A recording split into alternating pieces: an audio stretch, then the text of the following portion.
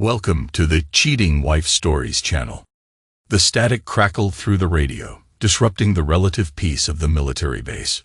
Sergeant Cole Turner stood at attention, his muscles tense as his commanding officer's voice filled the room. The words that followed would change his life forever. Sergeant Turner, I regret to inform you that due to the extent of your injuries sustained in the IED incident, you are being honorably discharged from service. Colonel James McCall's voice carried a mix of respect and sympathy. Cole's left hand instinctively moved to his ear, where silence had become his constant companion. The IED explosion had taken more than just his hearing on one side. It had stolen his future. 15 years of service, countless missions and brotherhood forged in combat, all ending with a few formal words over a radio. Sir, with all due respect, Cole began to protest, but Colonel McCall cut him off sharply. This isn't up for discussion, Sergeant. The medical board's decision is final. Your service record speaks for itself, and you should be proud. Your discharge papers will be ready tomorrow morning. Cole's jaw clenched as the muscles in his face tightened while he fought to maintain his composure. Understood, sir, he replied bitterly. Later that night, in his quarters, Cole sat on his bunk, staring at the photos taped to the wall. His wife's bright smile beamed back at him from their wedding photo. Next to it, a more recent picture showed his son Nathan at his middle school graduation. They were his anchor, his reason to keep going. Yet the anger still simmered beneath the surface. The trip home was a blur of military transport flights and connecting airports. Cole clutched his duffel bag, containing 15 years of military life compressed into a few cubic feet of space. As he approached his house, he noticed the decorations first: red, white, and blue balloons bobbing in the breeze, and a large "Welcome Home" Sergeant Turner banner stretched across the front porch. The front door burst open before he reached it. Elena ran out, her arms outstretched, tears streaming down her face. She collided with him in a fierce embrace that nearly knocked him off balance. You're home, she whispered against his chest. You're finally home. Nathan appeared in the doorway, no longer the little boy from Cole's memories. At 14, he was all gangly limbs and uncertain movements, trying to find his place in the world. Hey, Dad, Nathan said, shuffling his feet. Did you really get blown up? Elena scolded, pulling away. We talked about this. Cole laughed, the sound surprising even himself. It's okay, he said, walking over to ruffle his son's hair. Yeah, I did. But I'm still here, aren't I? In the hospital waiting room buzzing with fluorescent lights and quiet conversations, Cole sat with his head in his hands, replaying the events that had led them here. Nathan had been feeling unusually tired for a teenage boy. Unexplained bruising, constant thirst, dramatic weight loss. Dr. Miriam Collins entered, her face grave. Cole and Elena stood up simultaneously, their hands instinctively reaching for each other despite the recent tension. Mr. and Mrs. Turner, Dr. Collins began, gesturing for them to sit. I'm afraid I have some difficult news about Nathan's condition. Her words seemed to come from far away, as if Cole were hearing them through water. End-stage renal disease, kidney failure, transplant needed. The medical terms blurred together, but the bottom line was clear. Their son was dying. How much? Cole interrupted. How much will the transplant cost? Dr. Collins hesitated. With your insurance, you're still looking at significant out-of-pocket expenses, hundreds of thousands of dollars. Elena gasped beside him. Cole reached for her hand again, squeezing it tightly. We'll figure it out, whatever it takes. Nathan was admitted that day. Cole stood in the doorway of his son's room, watching as nurses hooked him up to various machines. Nathan looked so small in the hospital bed, his usual teenage bravado stripped away by illness. Dad, Nathan whispered weakly, am I going to die? Cole crossed the room in 3 strides and sat on the edge of the bed. No, absolutely not.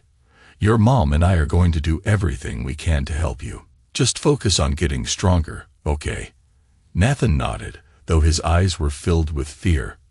I'm scared. I know, buddy, Cole said, smoothing Nathan's hair back from his forehead. But you're not alone. I'm right here. The decision to sell Turner Customs came easily. Cole didn't even hesitate. The business was doing well, and the sale would provide a substantial down payment for Nathan's medical expenses. He announced his decision to Elena that evening in the hospital cafeteria. But you love that shop. Elena protested, pushing her untouched coffee away.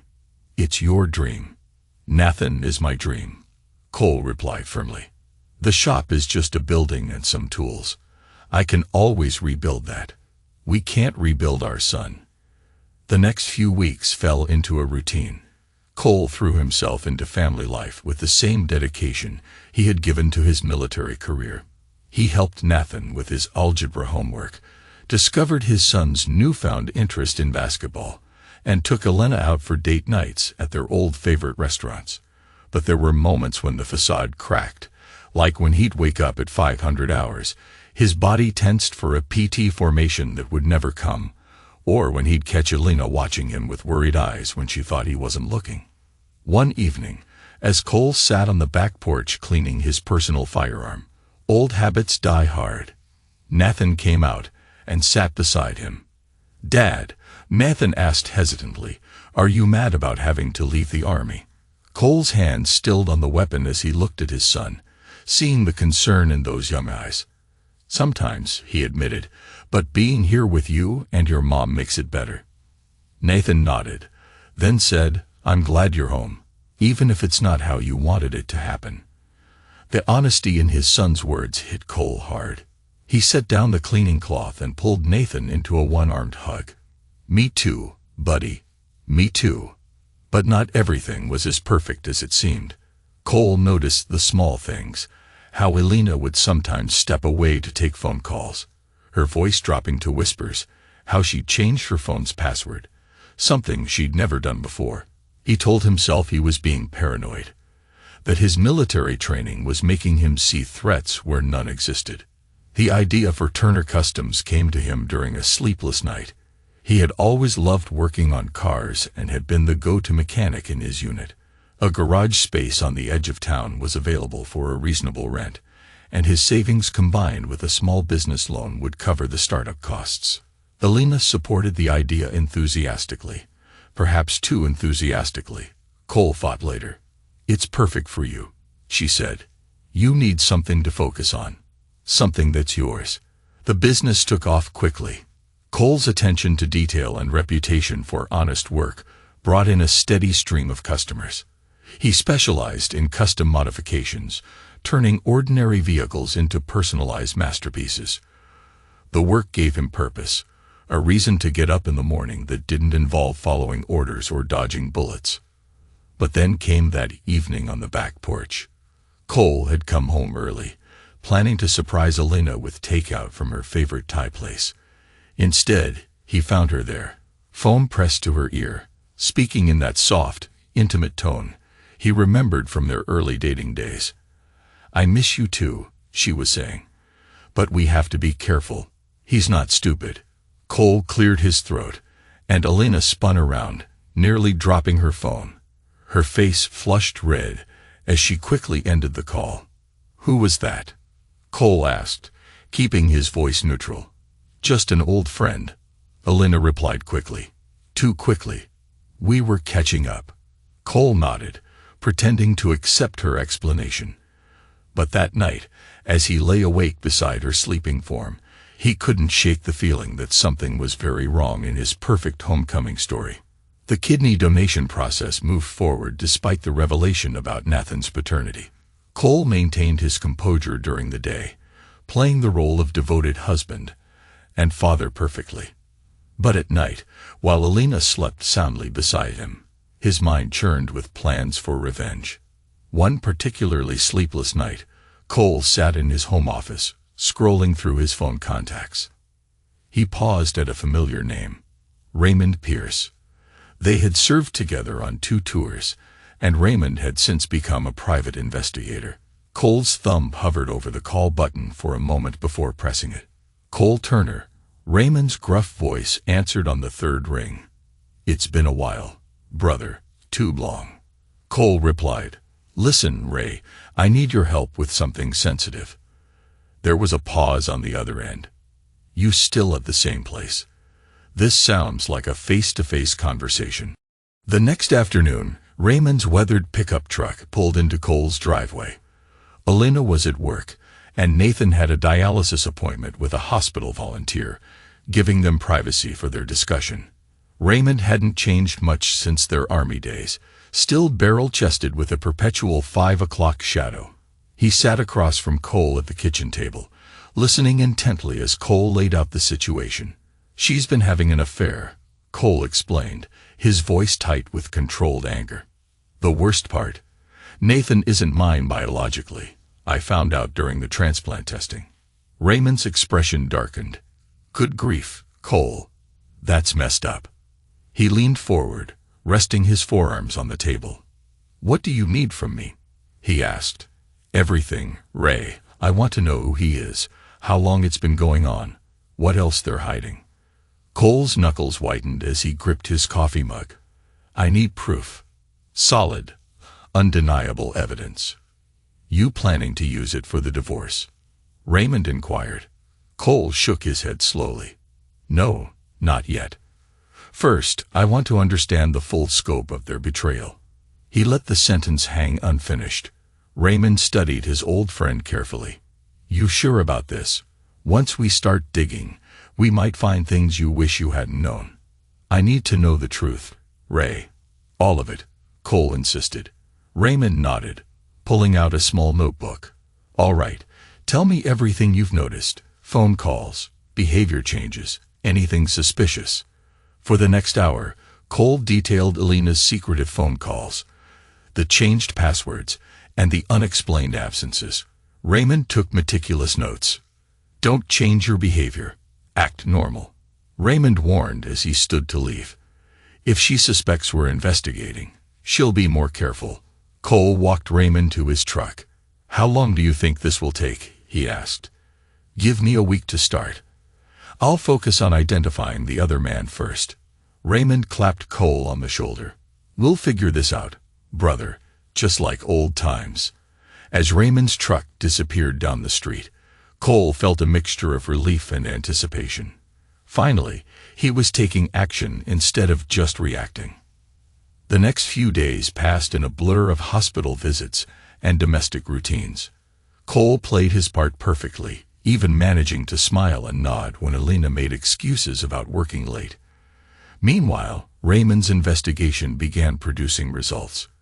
His name is Derek Nolan, Raymond reported during a clandestine meeting at a diner across town. He slid a manila envelope across the table. He's a professor at Westbridge Community College. They've known each other since high school. Cole opened the envelope and examined the surveillance photos inside. They showed Elena meeting a well-dressed man in various locations: coffee shops, restaurants, a motel on the outskirts of town.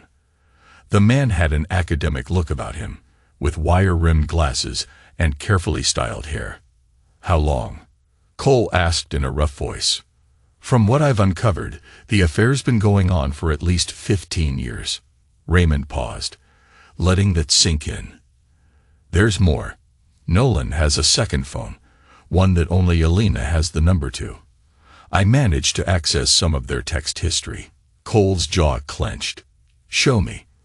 Raymond pulled out his tablet and displayed screen captures of intimate text messages filled with inside jokes and plans for future meetings. But what caught Cole's attention were the occasional references to business dealings and special deliveries. I did some digging into Nolan's background, Raymond continued. He's got some interesting financial patterns, large cash deposits, irregular timing. And there have been rumors at the college about students getting access to certain substances. Cole's military training kicked in, his mind automatically analyzing the new intelligence. You think they're involved in something illegal? He asked. I think there's more to this than just an affair. Raymond swiped through more photos on his tablet. Look at this one. That package Elena's carrying. It came from the pharmaceutical company where she works. The pieces began falling into place in Cole's mind. Alina's access to pharmaceuticals, Derek's position at the college, the suspicious financial transactions. It painted a disturbing picture. We need more evidence, Cole decided. Hard proof of what they're doing. Raymond nodded. I'll keep digging.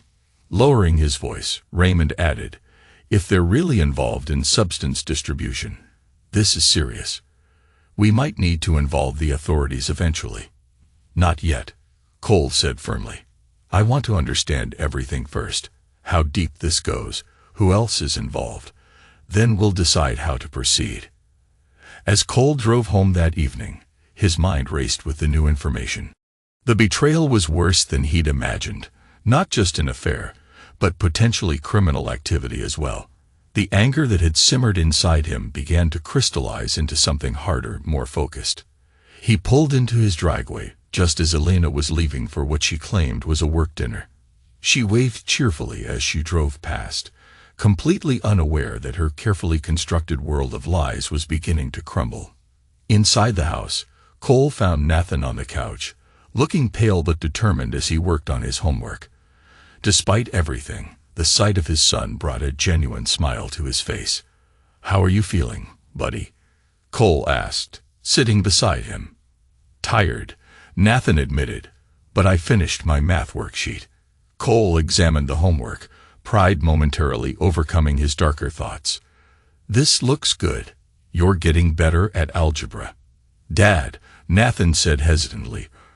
Are you and Mom okay? You seem different lately. Cole kept his expression neutral. We're just stressed about getting you better. That's all that matters right now. Nathan nodded, but something in his eyes suggested he wasn't entirely convinced. Cole pulled him into a one-armed hug, silently vowing to protect him from the storm that was coming. Edwin continued working his way deeper into Derek's confidence, documenting every conversation, meeting, and the names of other student dealers. But the most valuable intelligence came from an unexpected source. One evening after class, Edwin noticed a young woman crying in the hallway. He recognized her as Brianna Morales, one of Derek's regular students. Hey, he said softly, offering her a tissue. Are you okay? Brianna looked up, mascara streaking her cheeks. I can't do this anymore, she whispered. I never wanted to be part of this. Edwin sat beside her, maintaining his cover while gently encouraging her to talk. Brianna poured out her story, how Derek had recruited her, promised easy money, then trapped her in his web of distribution and dependency. I want out, she said finally, but I'm scared of what he'll do. Edwin saw an opportunity. What if I told you there might be a way? People who could help. Brianna's eyes widened with hope and fear. Who? Let me make some calls, Edwin said. But you have to be sure. This means telling everything you know. Brianna wiped her eyes and straightened her shoulders. I'm sure. I'll tell everything. Immediately, Edwin reported this development to Cole and Raymond. Brianna's testimony could be the key to bringing down Derek's entire operation. Set up a meeting, Cole decided. Somewhere safe, away from campus. The meeting took place at a small coffee shop in the next town. Brianna provided information about Derek's operation. Names, dates, locations. She even had text messages and photos stored on her phone. Alina. Mrs. Turner. She brings the supplies, Brianna explained. Always in those white paper bags from the pharmacy where she works. Derek distributes them to us during study sessions. Cole's hands clenched at the mention of Alina's involvement, but his voice remained steady. You're doing the right thing, Brianna. We'll make sure you're protected. As they left the coffee shop, Edwin noticed Nathan waiting in Cole's car. The teenager had been spending time at the college, catching up on schoolwork he'd missed during his illness. Want me to help him with his homework? Edwin offered, surprised at how much he'd come to care about Cole's son. That would be great, Cole replied. He likes you, you know. Says you explain things better than his regular teachers. Edwin felt a twinge of guilt. He had grown genuinely fond of Nathan, and the thought of his undercover work potentially hurting the boy troubled him. Later that week, after helping Nathan with his calculus homework, Edwin pulled Cole aside. "Sir, I need to tell you something," he said, his voice tight with emotion. "I'm getting too attached to Nathan. He's like the little brother I never had. Sometimes it feels like I'm betraying him by being part of this deception." Cole placed a hand on Edwin's shoulder. "This is dangerous work, son. I understand how you feel, but we can't let emotions cloud our judgment. We're doing this to protect Nathan and other kids like him." Edwin nodded reluctantly. "Yes, sir. I'll stay focused."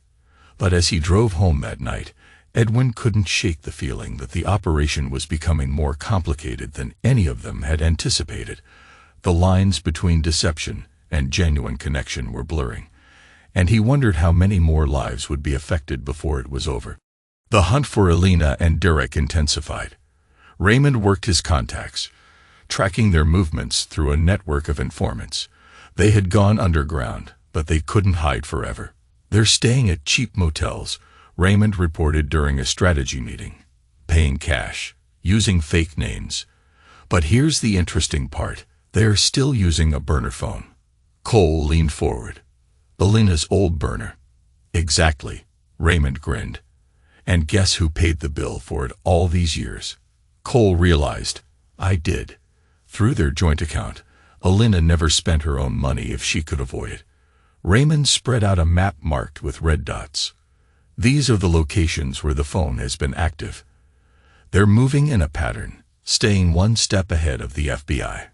Cole studied the pattern, his military training helping him see the strategy behind their movements. "They're circling back, planning something," he observed. "My thoughts exactly," Raymond agreed. "They're not just running, they're hunting." Cole's prediction proved accurate. That night, as he slept in his bedroom, two figures crept through the darkness of his backyard. Alina knew the house's layout perfectly, including the window with the loose latch that Cole hadn't fixed due to his focus on Nathan's health. Alina and Derek moved silently toward the window. Cole's partial deafness in his left ear made him vulnerable, a fact Alina intended to exploit. She carried a small bag containing medical supplies from her days at the pharmacy, including a vial of general anesthesia.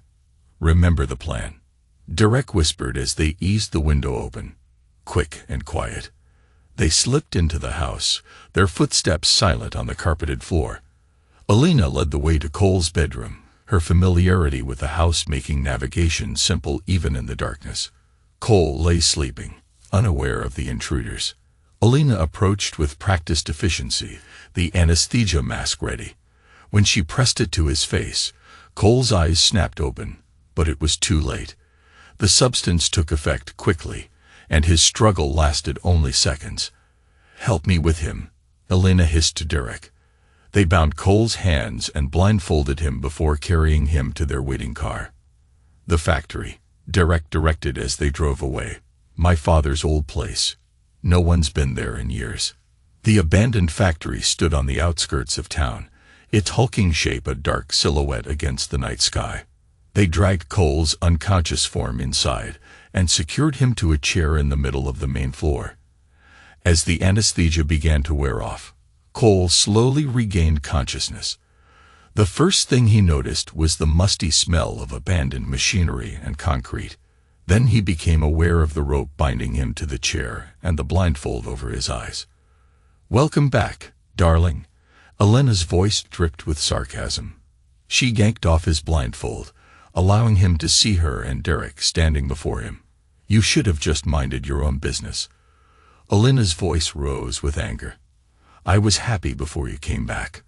Cole laughed, the sound echoing in the empty factory. "You call that happy? You were living a lie. Did you really think you were going to get away with all of this? You're a fool, Cole."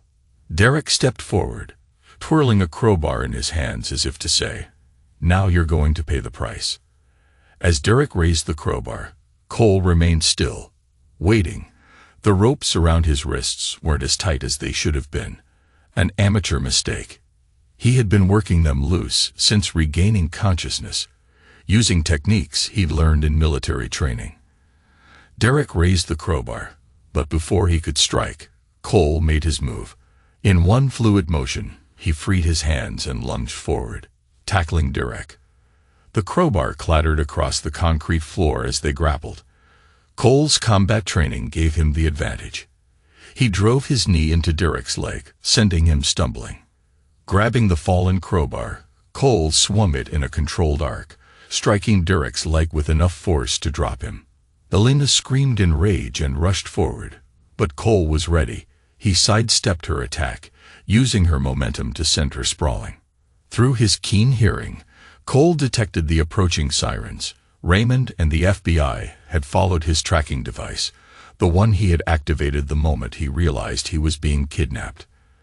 The factory doors burst open, flooding the space with red and blue lights. Raymond led the charge, followed by FBI agents with weapons drawn. "Federal agents, freeze," Raymond commanded. Derek and Elena found themselves surrounded, their amateur kidnapping plot thoroughly outmatched by professional law enforcement. As agents moved in to make the arrests, Cole noticed movement in the shadows, more of Derek's associates trying to flee. He didn't hesitate. He charged after them, taking down two with quick, efficient moves. "That's what you get for messing with a soldier," he growled as he secured them for the FBI. Raymond then approached his agents and led the prisoners away. "You okay, brother?" Raymond asked. Cole nodded, rubbing his wrists where the ropes had chafed. "They did exactly what we expected. Amateurs playing at being criminal masterminds. Still, it was a risk. They could have killed you." "They could have tried," Cole corrected, "but they underestimated what a father will do to protect his family." As dawn broke over the factory, Cole watched Elena and Derek being loaded into separate FBI vehicles. Their reign of corruption and betrayal was finally over. They had tried to silence him, but instead had sealed their own fates. Nathan was safe at home with Edwin standing guard, unaware of the night's events. Cole intended to keep it that way. His son had been through enough. He didn't need to know how close violence had come to their doorstep. FBI evidence technicians swarmed the factory, documenting everything. They found more proof of Derek's substance operation: records, phones, and even a small stash of illegal pharmaceuticals. Elena and Derek had brought their entire operation to their hideout, making the FBI's job even easier. Cole stood with Raymond, watching the scene unfold. The price of truth had been high: his marriage, his privacy, his sense of security. But as he thought of Nathan, of the students Derek had exploited, of the lives Elena had helped destroy, he knew it had been worth it. The sun rose fully over the factory, marking the end of a long night and the beginning of a new day. "Let's go home," Cole said to Raymond. "Nathan will be waking up soon." As they drove away from the factory, Cole felt the weight of the past few months lifting from his shoulders. The war was over. He had won. Now he could focus on what really mattered: healing his family and building a better future for his son. The morning after Elena and Derek's arrest, Cole's phone buzzed incessantly with calls from reporters. News vans lined his street, their satellite dishes reaching toward the sky like metal trees. The story had exploded across local stations and was quickly gaining national attention. A decorated veteran uncovering a substance trafficking ring run by a college professor and his own wife. The headlines grew more dramatic by the hour. Professor's substance ring exposed by Army vet. Wife's betrayal leads to major substance busts. Local college scandal. Students recruited as dealers. The campus erupted in chaos. Students who had taken Derek's classes gathered in protest, demanding investigations into their grades and academic standing. The administration placed the entire sociology department under review. Cole watched the coverage from his living room, keeping Nathan home from school to shield him from the immediate fallout. Local news showed footage of Derek being led into the courthouse for his arraignment, followed by Elena in handcuffs, her head bowed. The defendants, Derek Nolan and Elena Turner, stand accused of running a sophisticated substance distribution network through Westbridge Community College. The reporter announced. Sources say Professor Nolan targeted financially vulnerable students, Cole muted the TV as Nathan entered the room. His son's face was pale, his movements uncertain. "They're saying things about Mom at school," Nathan said quietly. Miles Anderson's older brother had Professor Nolan for sociology. "Stop," Cole interrupted gently. "What other people say doesn't matter. We know the truth. And that's enough." Yet the truth was everywhere, impossible to escape. Elena's family held a press conference denouncing her actions. Her sister sobbed on camera, expressing shock and disappointment. The pharmaceutical company where Elena worked launched an internal investigation, its stock prices dropping as investors panicked. The next few weeks brought a parade of law enforcement officials to Cole's door. FBI agents needed additional statements.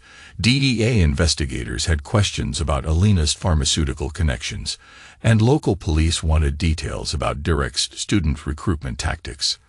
Nathan struggled to maintain his composure, and Cole noticed the signs of strain. His son's grades began to slip, and he stopped talking to his friends. One afternoon, Cole found Nathan sitting alone in his room, staring at an old family photo. "I got called into the counselor's office today," Nathan said without looking up. "Some kids were saying stuff about Mom being a substance dealer, about me not really being your son." Cole sat beside him on the bed. "Listen to me. Those kids don't know anything about us, about what makes a real family. But they're right about one thing, aren't they? Mom is going to jail." Cole nodded slowly. "Yes, she made bad choices, and now she has to face the consequences, just like when you were grounded for not doing your homework." The innocent comparison made Cole's heart ache. "That's why I've arranged for you to talk to someone, a therapist who helps kids deal with difficult situations." Nathan's shoulders tensed. "I don't need a shrink. Think of it more like a coach," Cole suggested. "Someone who can help you develop strategies for handling tough times, just like Coach Davis helps you with basketball." The mention of basketball reminded Cole that life had to continue despite the chaos. He enrolled Nathan in therapy sessions and worked with his teachers to develop a plan for catching up on missed schoolwork. Cole himself struggled with the aftermath of his actions. While the public hailed him as a hero for exposing the illegal substance ring, he questioned the cost of his revenge. The satisfaction he had expected to feel was hollow, replaced by a deep weariness. One evening, as he sorted through old photos for the FBI, Raymond stopped by to check on him. "You did the right thing," Raymond said, watching Cole separate pictures into evidence piles. "Those two were poisoning the community. Who knows how many kids they could have hurt." Cole set down a photo of Elena from their wedding. "I know," he murmured, "but sometimes doing the right thing feels wrong anyway." "That's because you're a good man," Raymond replied. "The kind who can't take pleasure in other people's pain, even when they deserve it." Their conversation was interrupted by a knock at the door. It was Edwin, looking uncomfortable in a suit and tie. "Just finished my deposition with the DA's office," he explained, loosening his collar. "They want me to testify about my time undercover in Nolan's class." Cole studied the young man who had risked so much to help him. "You did good work, Edwin, above and beyond what I asked for." Edwin's expression brightened. "Actually, that's not why I'm here. I've been thinking about the future, what comes next. I heard about an auto shop for sale on Harrison Avenue." The hint of hope in Edwin's voice sparked something in Cole's mind. A way forward, perhaps, a chance to rebuild from the ashes of my old life. But first, we had to get through the trial. On the first day of the trial, the courthouse steps were crowded with reporters and spectators. Cole led Nathan through the media gauntlet, keeping his son close as cameras flashed around them. Inside, the courtroom buzzed with tension. Derek and Elena sat at separate tables with their attorneys, neither acknowledging the other's presence. Cole noticed how different they looked from their previous confident selves. Derek's academic polish had deteriorated into nervous tics, while Elena's clothes had been replaced by a plain suit from the prison commissary. The prosecutor's opening statement laid out the government's case in damning detail. Photos of substance deals on campus, audio recordings of Derek recruiting students, bank records showing suspicious deposits, and lists of prescriptions that Elena had falsified. Cole took the stand on the second day. The prosecutor led him through his testimony carefully. "And when did you first become suspicious of your wife's activities?" "After I returned home from the army," Cole replied steadily. "She was taking calls in secret, acting nervous." "What prompted you to investigate further?" Cole described discovering he wasn't Nathan's biological father, the overheard phone conversation at the hospital, and hiring Raymond to dig deeper. As he spoke, he kept his eyes fixed on the jury, avoiding Elena's gaze. "Mr. Turner," the prosecutor continued, "please tell the court about the substance operation you uncovered." Cole detailed everything. The network of student dealers, the pharmaceutical supply chain, and the money laundering through the college's scholarship fund. With each revelation, the jury's expressions grew darker. Elena's attorney tried to paint her as a victim during cross-examination. "Isn't it true that you were angry about your wife's affair? That this whole investigation was motivated by revenge?" "I was angry," Cole admitted, "but this went beyond personal betrayal. They were destroying young lives for profit." "You did what you did," he added, looking directly at Elena for the first time. "So don't try to sit here and act innocent." Elena then took the stand, her testimony a performance of tears and regret. She claimed that Derek had manipulated her, using their old friendship to draw her into his scheme. "I was lonely," she sobbed. "Cole was always deployed, and Derek was there. He said he needed my help to provide financial aid to struggling students. I never meant for things to go so far." The jury remained impassive. They had seen the evidence. Text messages showing Elena actively participating in the operation, surveillance photos of her delivering illegal substances, and bank statements revealing her share of the profits. Derek's testimony proved to be his undoing. In an attempt to shift blame, he claimed that Elena had masterminded the entire operation, insisting that she had access to the pharmaceuticals and knew which students were vulnerable from processing their financial aid applications, while he claimed he was just trying to help them stay in school. His story fell apart under cross-examination. The prosecutor produced emails showing that Derek had run similar schemes at 2 other colleges before coming to Westbridge. Former students testified about his recruitment tactics and his threats when they tried to quit. The jury deliberated for 3 days. Cole and Nathan waited at home, trying to maintain normal routines despite the tension. Finally, Raymond called with news. The verdict was in. They returned to the packed courtroom. The jury foreman stood, papers trembling slightly in his hands. "In the matter of State versus Derek Nolan, on the count of substance trafficking, we find the defendant guilty." The litany of guilty verdicts continued: conspiracy, endangering minors, money laundering. Derek slumped in his chair as each charge was read. "In the matter of State versus Elena Turner, on the count of conspiracy to distribute controlled substances, we find the defendant guilty." Elena's convictions were fewer, but still substantial. She would serve time, though less than Derek. As the bailiff led them away, Elena turned to look at Cole one last time. Her face held a mixture of hatred and remorse, but Cole felt nothing as he met her gaze. Outside the courthouse, reporters shouted questions about justice and closure. Cole guided Nathan through the crowd without commenting. The legal battle was over, but the real work of healing was just beginning. 6 months after the trial, Cole stood in front of a familiar building, his old garage where Turner Customs had once thrived. The space had been empty since he sold it to pay for Nathan's transplant. Now, with Edwin by his side, he was ready to start again. "The equipment needs updating," Edwin noted, running his hand along a dusty workbench. "But the bones are good." Cole nodded. "Turner Customs 2.0 has a nice ring to it." They spent weeks renovating the space, juggling Edwin's deposition preparations and Nathan's therapy appointments. Cole found peace in the physical labor, in creating something positive after so much destruction. Nathan helped when he could, showing increasing interest in the mechanical aspects of the work. His therapy sessions were making a difference. He smiled more, talked more, and seemed more like his old self. Dr. Miriam Collins says, "I'm processing my anger in a healthy way," Nathan announced one afternoon as they installed new lighting. She says it's okay to be mad at Mom, but still miss her sometimes. Cole paused in his work. "How do you feel about that?" "Confused, I guess. Like, I hate what she did. But she's still my mom, you know." Nathan fiddled with a wire nut. "But you're still my dad. That's the part I'm sure about." The shop's grand reopening drew a surprisingly large crowd. The scandal had made Cole something of a local celebrity, but he was determined to let the quality of their work speak for itself. Edwin proved to be a natural at handling customers, his easy charm complementing Cole's technical expertise.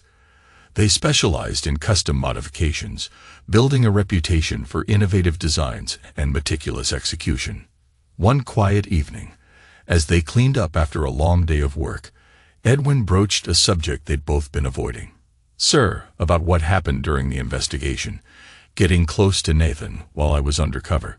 "You don't need to explain," Cole interrupted. "You were doing your job, but the connection was real. Nathan needs good people in his life now more than ever." Edwin relaxed slightly. "I meant what I said before. I'll follow you to the end. Sir, you and Nathan, you're like family to me now." The months passed, bringing gradual healing. Nathan's grades improved, and the shop prospered. Cole found himself looking forward to each day instead of merely enduring it. Then came the letter. Cole recognized Elena's handwriting on the envelope, postmarked from the women's correctional facility. He carried it for days before finally opening it one night after Nathan had gone to bed. "Dear Cole," it began, "I've had a lot of time to think about what I did, about the choices I made. I know sorry isn't enough, but I am sorry, not just for the criminal actions, but for betraying you and for hurting Nathan." The letter continued for pages, full of explanations and apologies. Cole read it twice, searching his heart for a response. The anger that had driven him for so long had faded, replaced by something closer to pity. He wrote a short reply.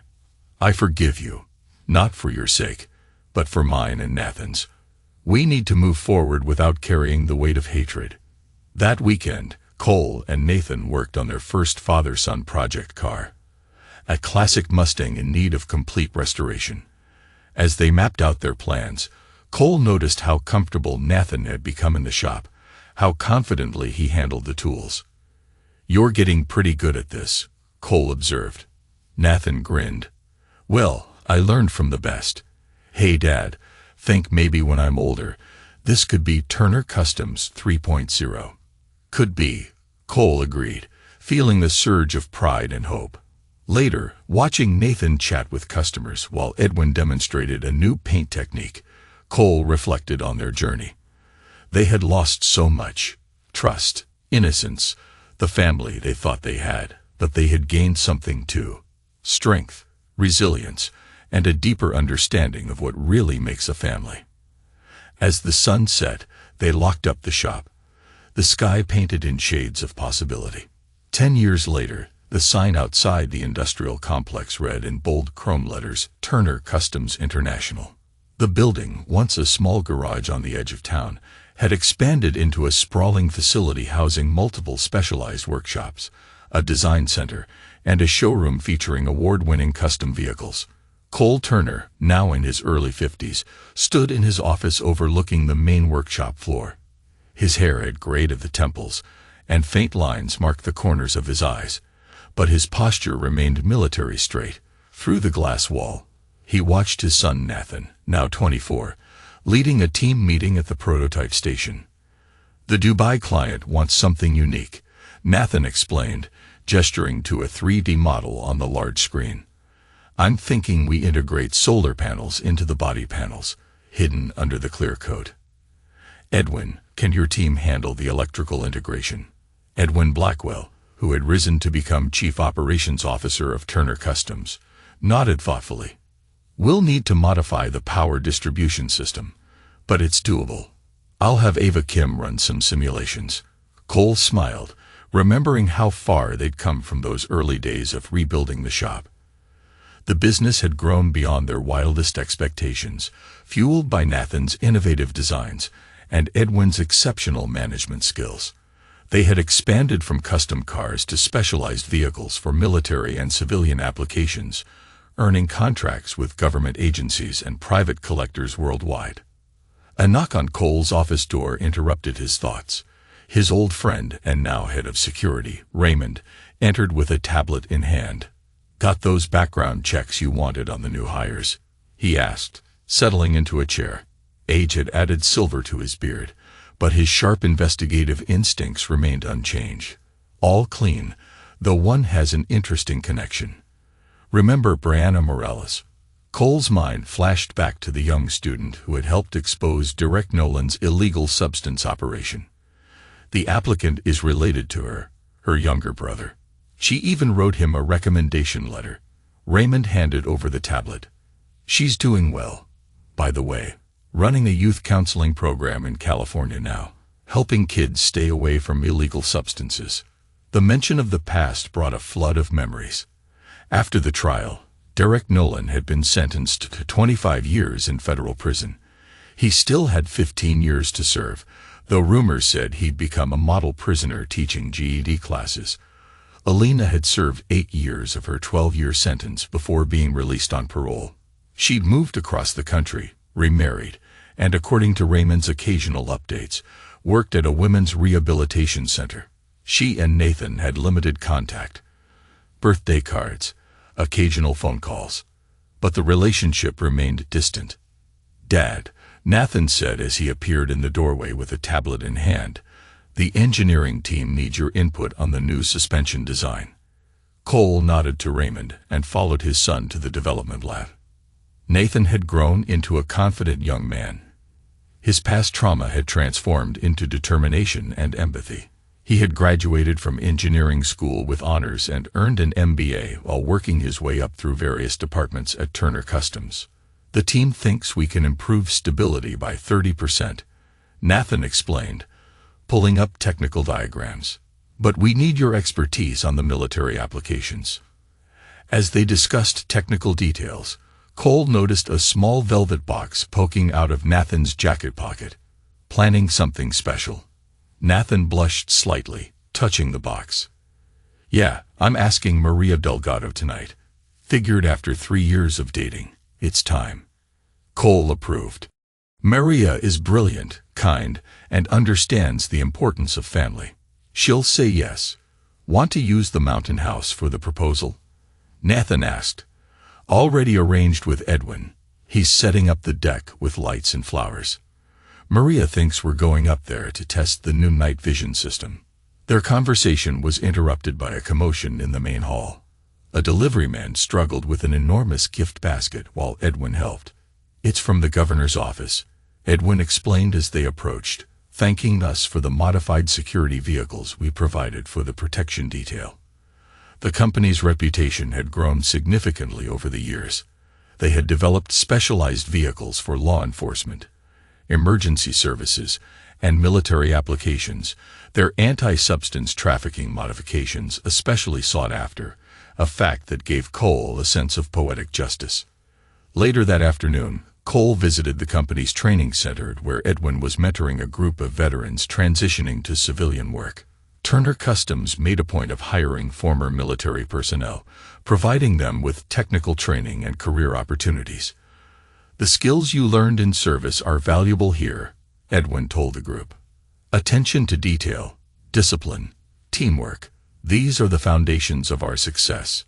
The training program had been Edwin's idea, inspired by his own experience transitioning from soldier to businessman. Under his guidance, dozens of veterans had found new purpose in civilian life. Cole's phone buzzed with a text from his wife, Rebecca. They had met 5 years ago at a charity gala where Turner Customs was sponsoring underprivileged youth in technical education programs. Rebecca, a former military nurse, had immediately understood Cole's complexities and helped him open his heart to love again. "Dinner at 7, the text read. Nathan invited Maria's family. Time to celebrate." Cole smiled and replied with a thumbs-up emoji. Rebecca had helped him navigate the challenges of balancing family and business, becoming a supportive stepmother to Nathan and a valuable advisor in their philanthropic initiatives. The Turner Foundation, established 3 years ago, was focused on helping young people avoid illegal substance abuse through education and opportunity. They provided scholarships, apprenticeships, and support services, turning the pain of their past into hope for others. As evening approached, Cole completed his daily ritual, a walk through each department, checking in with employees and observing operations. The facility hummed with activity, 3 shifts working around the clock to meet global demand. In the prototype shop, he found Ava Kim, their lead electrical engineer, working late on the solar integration project. Fresh out of MIT, she had been drawn by Nathan's innovative vision and the company's ethical standards. "The simulations are promising," she reported, showing him the data. "We can achieve 90% efficiency without compromising the aesthetic." "Good work," Cole approved. "But don't miss dinner. Nathan's getting engaged tonight." Ava's face lit up. Finally, Maria had been dropping hints for months. The news of Nathan's proposal spread quickly through the facility, generating excitement among the close-knit staff. Many had watched Nathan grow from a wounded teenager into the capable leader he had become. At home that evening, Cole helped Rebecca prepare for the celebration dinner. Their house, while comfortable, maintained the military orderliness he preferred. Photos lined the walls: Nathan's graduation, the company's expansion ceremonies, family vacations, and even Edwin's wedding to his college sweetheart. "The ring is beautiful," Rebecca commented as she arranged flowers. "Nathan showed it to me last week. Maria will love it." "He's come so far," Cole mused, remembering the scared boy who had faced so many betrayals. "They both have." The doorbell rang, announcing Maria's family's arrival. Her father, a retired police detective, had become good friends with Cole, bonding over their shared values and love of classic cars. As Cole welcomed them, his phone buzzed with a message from Edwin. "Setup complete at Mountain House. Champagne chilling. Good luck to the kid." The evening unfolded perfectly. Nathan and Maria left for their testing mission after dinner while the family waited for news. 2 hours later, Nathan's text arrived. A photo of Maria's hand wearing the ring, backdropped by the twinkling lights Edwin had arranged on the deck. Later that night, after the celebrations had ended and the guests had departed, Cole sat in his study reviewing old photos. He found one from the early days of Turner Customs 2.0. Nathan and Edwin working on their first restoration project, both so young and uncertain. Another photo showed Raymond teaching Nathan surveillance techniques for security purposes, though it was really about building the boy's confidence. Then there was Edwin's graduation from business school, Nathan's first patent application, and the groundbreaking ceremony for the new facility. The photos told a story of healing and growth, a story of broken trust, rebuilt into something stronger. The pain of Elena's betrayal had faded, transformed into wisdom that helped them avoid similar wounds and heal others who had been hurt. Cole's phone lit up with one final message for the night. "Thanks, Dad, for everything. Love you." Simple words that carried the weight of their shared journey. From the ashes of betrayal, they had built not just a successful business, but a true family, bound by choice rather than blood. The next morning, Cole arrived early at the facility, watching the sunrise paint the Turner Customs International sign in golden light. Employee cars began filling the parking lot, veterans finding new purpose, young engineers pursuing innovation, and office staff keeping operations smooth. Nathan arrived with Maria, both glowing with happiness. Edwin followed shortly after, carrying blueprints for their next big project.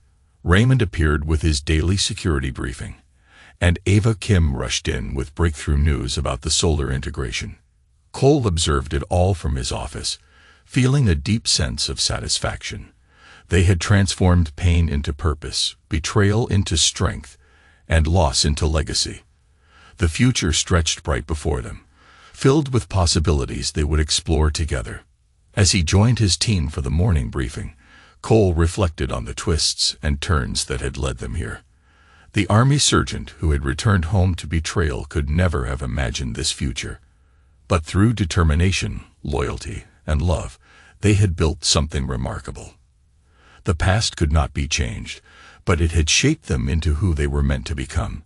And as Cole looked at the faces around the conference table, his son, his friends, his chosen family, he knew that sometimes the worst betrayals could lead to the greatest blessings. The meeting began, and with it, another day of moving forward, innovating, growing, and most importantly, being there for each other. The Turner legacy would continue, not defined by the betrayals of the past, but by the bonds they had forged in overcoming them.